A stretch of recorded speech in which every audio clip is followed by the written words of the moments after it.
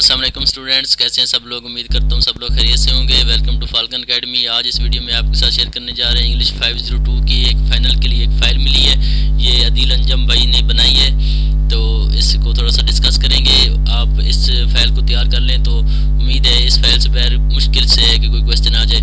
अगर कोई बंदा जिसको टाइम नहीं मिलता कि वो पूरी बुक पढ़े, तो ये एक बहुत मोस्टली रिपीटेड क्वेश्चंस हैं। इसमें MCQs भी दिए हुए हैं मुख्तलिफ किस्म के, और इसमें शॉर्ट क्वेश्चन और लॉन्ग क्वेश्चन भी दिए हुए हैं। MCQs तो खैर बंदा फिर भी तैयार कर लेता है, लेकिन जो शॉर्ट क्वेश्चन और लॉन्ग क्वेश्चन होते हैं वो बहुत इंपॉर्टेंट होते हैं। आप जैसा कि आपको पता है फाइनल टर्म्स आगे आ रहे हैं, तो आपको ये फाइल आप तैयार कर लें तो उम्मीद है आपके अच्छे मार्क्स आ जाएंगे फाइनल टर्म में। तो तमाम दोस्तों से गुजारिश है वो चैनल को ज़रूर सब्सक्राइब करें, शेयर करें और लाइक भी करें। तो चलते हैं। अब जो MCQs है वो तो मैं नहीं पढ़ रहा आपके लिए, वो आप सिर्फ एक दफ़ा एक नज़र देख लें तो आपको क्लियर हो जाएंगे। MCQs इतने मुश्किल नहीं होते। ये MCQs मैंने बल्कि अदील भाई ने शार्ट आउट किए हुए हैं, तो आप इनको एक नज़र देख लें बस। ये तकरीबन 35 to 40 MCQs हैं। ये अदील अंजम भाई ने ये फ़ाइल बनाई थी, मुझे ये फ़ाइल मिली है तो मैंने कहा आप लोगों के साथ शेयर कर दूँ इसको। अगर आप ये फ़ाइल तैयार कर लेंगे तो आपकी काफ़ी हेल्प हो जाएगी। कोशिश करें कि इन क्वेश्चंस को आप लाजमी याद कर लें। बुक कोशिश करनी चाहिए कि आप पूरे हैंड आउट्स पढ़ें, लेकिन अगर कोई बंदा हैंड आउट्स नहीं पढ़ता तो फिर उसके लिए ये फ़ाइल बहुत कारगर साबित होगी। तो इसमें 37 आई थिंक दिए हुए हैं MCQs आप इधर से पढ़ लें। MCQs तो आपको खैर बहुत ज़्यादा मिल जाएंगे। MCQs का इतना मसला नहीं होता। मसला मेन होता है जो शॉर्ट क्वेश्चन होते हैं और आपके जो लॉन्ग क्वेश्चन होते हैं, वो आपके मार्क्स भी उनके ज़्यादा होते हैं और वो आपको आसानी से मिलते भी नहीं हैं। तो ये 37 आपके MCQs थे, ये आप बस आपने देख लेने एक बार। उसके बाद चलते हैं जी, आगे है जी ऑब्जेक्टिव टाइप में वो आपको दे रहा है कि मॉर्फोलॉजिकल प्रोसेसिंग क्या होती है। ये आपका 2 नंबर का क्वेश्चन आ सकता है, 3 नंबर का भी आ सकता है और 5 नंबर का भी आ सकता है। तो आपने इसका ये आंसर दिया हुआ है, आपने इसको देख लेना एक दफ़ा। अगर इधर एक आंसर को अगर मैं समझाने शुरू कर दूं तो फिर तो वीडियो बहुत ज़्यादा लंबी हो जाएगी। बस मकसद आपका ये है कि आपके साथ ये फाइल मैं शेयर कर लूँ, ताकि आप इस फाइल को अपनी वर्डिंग अपने टाइम में इसको याद कर लें फाइनल टर्म से पहले। उसके बाद आगे क्या कह रहे हैं जी, उसके आगे जी मॉर्फोलॉजिकल प्रोसेसिंग के बाद है जी डायरेक्ट स्पीच एक्ट। ये क्या होता है आपने बताना है कि डायरेक्ट स्पीच एक्ट क्या होता है। ये भी आपके पास 2 नंबर का या 5 नंबर का सवाल आ सकता है। उसके बाद आपने बताना है कि the method of understanding discourse, के डिस्कोर्स को कैसे समझते हैं। और नॉलेज या डिस्कोर्स या जो डिस्कोर्स का नॉलेज होता है वो आपके पास कैसे आता है। ये क्वेश्चन हो गया आपका।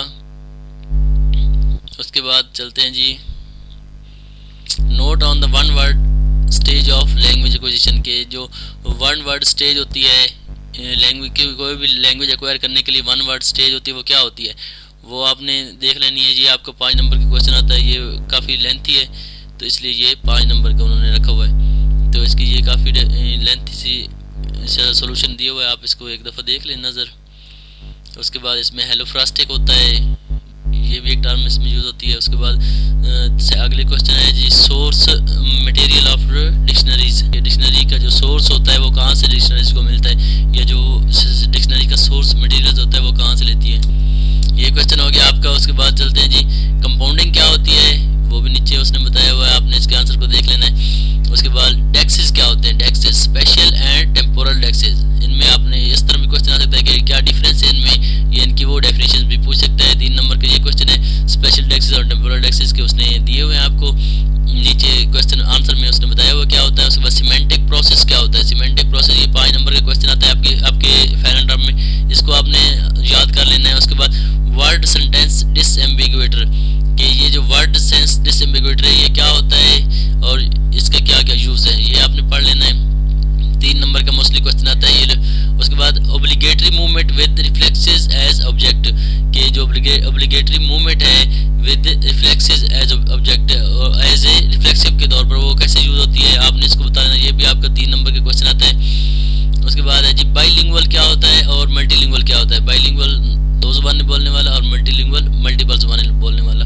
उसके बाद आपने नोट ऑन कोहेरेंस पे नोट आपने लिखना है, ये आपको 5 नंबर का क्वेश्चन आता है, ये आपने देख लेना है एक दफ़ा। उसके बाद आगे चलते हैं जी, ये आपका काफ़ी लेंथी क्वेश्चन है, इसको आपने गौर से देखना है। उसके बाद note on discourse analysis, discourse analysis पे नोट लिखना है आपने, ये भी आपको 5 नंबर का भी आ सकता है और 3 नंबर का भी आ सकता है, इसको आप देख लें। उसके बाद नेम टाइप्स ऑफ एम्फाजिया के जो मुख्तलिफ टाइप्स हैं एम्फाजिया की, वो आपने लिखनी है। तो ये मुख्तलिफ टाइप्स नीचे दी हुई हैं, ब्रोकाफेजिया, मोटरफेजिया, और नीचे इसकी 3-4 टाइप्स हैं वो नीचे दी हुई हैं। आप इसको एक दफ़ा देख लें। ये भी 5 नंबर का क्वेश्चन आ सकता है आपका, इसको आप याद कर लें। उसके बाद ट्री डायग्राम क्या होती है वो आपने बताना है, ठीक है। डायग्राम के बारे में ये नीचे दिया हुआ है कि ये क्या चीज़ होती है, ये बहुत अहम क्वेश्चन है। उसके बाद which factor get affected because of language barrier, के लैंग्वेज बैरियर की वजह से कौन कौन से फैक्टर हैं जो अफेक्ट होते हैं, ये आपने बता देना है। ये भी आपको 5 नंबर के क्वेश्चन है, आपने इसको और से देखना है। उसके बाद कॉन्ट्रास्टिव लिंग्विस्टिक क्या होती है, इसकी डेफिनेशन आपको दी हुई है, 2 नंबर का क्वेश्चन आ सकता है। उसके बाद telegraphic stage of language acquisition, language acquisition की टेलीफैटिक स्टेज क्या होती है, 3 नंबर का क्वेश्चन आएगा आपका। उसके बाद difference between discourse and sentence, discourse और सेंटेंस में क्या फ़र्क होता है, ये भी आपका 3 नंबर का क्वेश्चन आएगा। उसके बाद invisible meaning define, invisible meaning क्या होते हैं, इनकी आपने डेफिनेशन करनी है, ये भी दी हुई है, आप पढ़ सकते हैं। उसके बाद इन्फ्रेंस क्या होती है, इन्फ्रेंस की भी आपको ये भी 3 नंबर का क्वेश्चन आ सकता है आपका, या 2 नंबर का भी आ सकता है, इसकी अगर सिर्फ डेफिनेशन लिखे तो। उसके बाद टेलीग्राफिक स्पीच क्या होती है, ये आपने बतानी है, ये भी आपका 2 नंबर का या 3 नंबर का क्वेश्चन आ सकता है। उसके बाद लेक्सियोग्राफी क्या होती है, lexicography have a large corpus at their end to work with, तो ये भी 5 नंबर क्वेश्चन आ सकता है कि लेक्सियोग्राफी क्या होती है और इसका क्या क्या इस्तेमाल है, आपने इसको पढ़ लेना है। उसके बाद how child start to speak, बच्चा या ज़ुबान बोलना कैसे या बोलना कैसे सीखता है, ये भी आपका 3 नंबर का या 5 नंबर का क्वेश्चन आ सकता है, ये आपने गौर से पढ़ लेने सारे क्वेश्चन। उसके बाद है जी अप्लाइड लिंग्विस्टिक क्या होती है, the acquisition of plural marker क्या होते हैं जी, ये आपने देखना है। Acquisition of the plural marker ये क्या होता है, ये आपने देखना है। उसके बाद अप्लाइड लिंग्विस्टिक की डेफिनेशन आपने देख लेनी है। उसके बाद नीचे चलें तो स्कोप क्या होता है, स्कोप की डेफिनेशन आपने देख लेनी है, 3 नंबर का या 5 नंबर का भी ये क्वेश्चन आ सकता है, इस बारे में आप अगर थोड़ा ब्रीफ कर लें तो। उसके बाद फिजिकल कॉन्टेक्स्ट इन प्रैग्मेटिक्स, प्रैग्मेटिक्स में फिजिकल कॉन्टेक्स्ट किसे कहते हैं। उसके बाद सोशल कल्चर कॉन्टेक्स्ट क्या होता है, ये आ सकता है। उसके बाद नीचे कल्चरल कॉन्टेक्स्ट क्या होता है, ये भी आपका 2 नंबर का क्वेश्चन है। उसके बाद डेक्सेस क्या होते हैं, डेक्सेस एक्सप्रेशंस क्या होते हैं और कितनी किस्म के हैं, ये इस पे ज़रूर ये क्वेश्चन आता है, ये 5 नंबर का क्वेश्चन होता है। इसमें अपने टाइप्स ऑफ डेक्सेस भी आपसे वो पूछ सकता है कि पर्सनल डेक्सेस है, स्पेशल डेक्सेस है और टेम्पोरल डेक्सेस है, ये आपने गौर से याद कर लेना है। फिर नीचे वो इन चीज़ों की डिटेल में भी जा रहा है कि पर्सनल डेक्सेस क्या है, ये अलग से भी क्वेश्चन आ सकता है 2 नंबर का, आपने ये भी याद करना। उसके बाद Chinese favourite topic for linguistic research, कि चाइनीज़ का जो फेवरेट टॉपिक है लिंग्विस्टिक रिसर्च वो क्या है, या इस तरह पूछ सकता है कि research trend in linguistic in China, कि चाइना में जो लिंग्विस्टिक के सर्च ट्रेंड्स हैं वो क्या हैं, ये भी आपका क्वेश्चन आ सकता है। आपने इसको 5 नंबर का क्वेश्चन या 3 नंबर के क्वेश्चन के तौर पर याद कर लें। उसके बाद चलें तो देखते हैं कि connotative connotative means write a brief note, connotative meaning क्या होते हैं, आपने इस पर नोट लिखना है, 5 नंबर का क्वेश्चन आ सकता है। उसके बाद एसेंट और डायलेक्ट क्या होता है, 3 नंबर का होता है, ये आपने बताना है कि एसेंट किसे कहते हैं और डायलेक्ट किसे कहते हैं। उसके बाद over extension in semantic with 1 example, कि ओवर एक्सटेंशन क्या होती है सिमेंटिक में, इसकी आपने एक मिसाल भी देनी है। उसके बाद आइडिया ऑफ फिजिकल कॉन्टेक्स्ट, के फिजिकल कॉन्टेक्स्ट क्या होता है, आप 5 नंबर का क्वेश्चन आ सकता है आपका। उसके बाद डिफाइन प्रोटोटाइप डिक्शनरी, के प्रोटोटाइप डिक्शनरी क्या होती है, इसकी आपका 3 नंबर का या 5 नंबर का क्वेश्चन आ सकता है। उसके बाद प्रिंसिपल ऑफ सीडीए, कि सीडीए के क्या क्या प्रिंसिपल्स हैं, ये 5 नंबर का क्वेश्चन भी आ सकता है और 3 नंबर का भी आ सकता है, इसको आपने गौर से याद कर लेना है। उसके बाद सिंटैक्टिकल प्रोसेसिंग क्या होती है, 5 नंबर का क्वेश्चन है, ये बहुत अहम क्वेश्चन है, आपने इसको लाजमी याद रखना है। उसके बाद न्यूरो लिंग्विस्टिक्स क्या होते हैं, न्यूरो लिंग्विस्टिक क्या होता है या ये किस लिए यूज़ होता है, ये भी आपने याद रखना है। उसके बाद आगे आप चलें तो न्यूरो लिंग्विस्टिक के बाद आता है जी रूल्स ऑफ पोलाइटनेस, के पोलाइटनेस के क्या रूल्स हैं, 3 रूल्स आपने याद कर लेने अगर 3 नंबर का होगा, लेकिन 5 अगर आप याद कर लें तो ये 5 नंबर का क्वेश्चन है तो आप वो भी लिख सकते हैं। उसके बाद critical periods in language acquisition, language acquisition का क्रिटिकल पीरियड कौन सा होता है, ये आपने याद करना। उसके बाद एक्सप्लेन सोशल कल्चर कॉन्टेक्स्ट, के सोशल कल्चरल कॉन्टेक्स्ट क्या होता है, सोसाइटी के हिसाब से आपने इसको याद कर लेना है, 5 नंबर का क्वेश्चन आ सकता है। तो ये जो फाइल है ये बहुत ज़्यादा अहम साबित होगी आपकी फाइनल टर्म की प्रिपरेशन में, अगर आप इस फाइल को तैयार कर लें तो मेरा नहीं ख्याल कि आपके कम मार्क्स आ जाएंगे, 80 पाव तो आपके आ ही जाएंगे। उसके बाद डिफाइन पर्सनल डेक्सेस क्या होता है, ये आप पहले पढ़ चुके हैं, इसको आपने याद करना। उसका डिफरेंस बिटवीन होमोनोमी एंड पोलिज्मी, पोलिज्मी और होमोनोमी होमोनोनी में क्या फ़र्क है, ये आपने बताना है। आप इस तरह का एक चार्ट पुलिस में ये मुख्तलिफ टर्म्स हैं, इनको आप याद कर लें। ये अलग अलग भी वो पूछ सकता है और इकट्ठी भी इनमें डिफरेंस भी पूछ सकता है। तो ये 5 नंबर का एक सवाल होता है आपके फाइनल टर्म में। उसके बाद stage of child language learning के ज़ुबान बच्चा कैसे सीखता है, ये आपने देख लेना है। ये इस चार्ट के ज़रिए आपको बताया हुआ है इसने अच्छे तरीके से। उसके बाद न्यूरल लिंग्विस्टिक्स क्या होते हैं, ये आपने याद करना। 2 नंबर का क्वेश्चन आ सकता है। उसके बाद फंक्शंस ऑफ लैंग्वेज के, लैंग्वेज क्या फंक्शन परफॉर्म करती है, ये बहुत ज़्यादा अहम सवाल है, इसको तो आपने लाजमी याद करना है। ये तकरीबन हर पेपर में होगा हर बंदे के। ये आपने 5 नंबर के क्वेश्चन याद करना। उसके बाद एसेंट क्या होता है, डायलेक्ट क्या होता है, ये फिर रिपीट हो रहा है, आपने इसको याद करना। एक डायलेक्ट होता है और एक एसेंट होता है।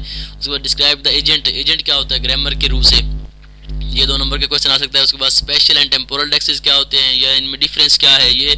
उसके बाद होमोफोनी क्या होता है, ये भी आपने। उसका टोपोलॉजी क्या होती है, ये भी 2 नंबर के क्वेश्चन है। सारी डेफिनेशन है, मैक्सिमम 2 नंबर का या 3 नंबर का। 5 नंबर का आता है तो आपने उसको में ब्रीफिंग करनी है, वरना अगर 2 नंबर का आता है तो आपने जस्ट डेफिनेशन से आपका काम चल जाएगा।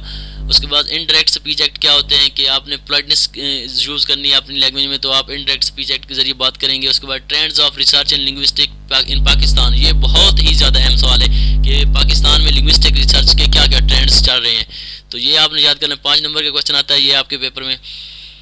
आगे चलें तो फ्लोटिंग द कोऑपरेटिव प्रिंसिपल्स के, कोऑपरेटिव प्रिंसिपल क्या होता है इसके बारे में आप काफ़ी डिटेल में दिया हुआ, आप देख सकते हो। आईसी एनालिसिस क्या होते हैं, ये आपने याद कर लेना, ये भी 5 नंबर। ये सारे अभी मोस्टली 5 नंबर के क्वेश्चंस हैं। आगे फ्लॉज इन आईसी एनालिसिस के, इसमें कौन कौन से ड्रॉबैक्स हैं या इसके कौन से डिसएडवांटेज हैं जी आईसी एनालिसिस के।